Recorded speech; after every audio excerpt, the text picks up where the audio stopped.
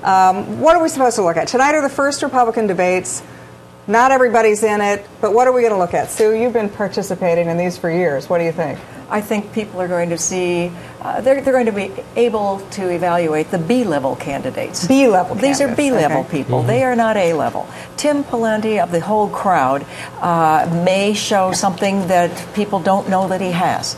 All the rest of the people there, I'm not so sure are ever going to go the distance on this race, and I think it's very good for the country to see these people standing up and talking about the issues, talking about what's going to what they feel the issues are and what we need to focus on. I happen to know Ron Paul very well. He was the he was in Congress with you. Well, when he was when I was chairman of a subcommittee, he was my vice chairman.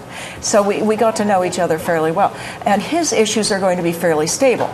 It'll be very interesting to see how Mr. Johnson, I believe. Yeah, right, Gary Johnson. Yes, I think it'll be interesting to see how those two get together because they're both really libertarians. Yeah, they are, yeah. Well, let me ask you then, the Tea Party thing, you've talked about this extensively. Right. You're one of the first wrote people. a book about that, wrote too. a book about it, one of the first guys to understand the significance of it. Are what we see tonight, where, as Congresswoman Kelly is saying, the two libertarian Tea Party type candidates, is this a direction of the Republican Party? You know, this is the real open question. I think you're asking, KT, the right question. We have no sense as to what the Republican narrative tonight will be, collectively or individually. Yeah. So in the wake of the killing of Osama bin Laden, what will the tone of the Republicans be?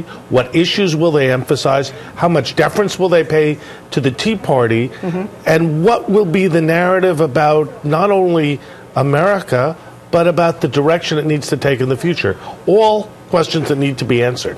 Okay, you're as a Republican, former Republican congresswoman, you know that sort of the foreign policy is supposed to stop at water's edge, right?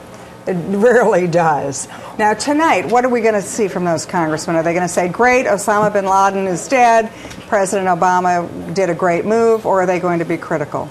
I would be surprised if any one of them would stand up and be critical of the president at this point. They need to give the president his due.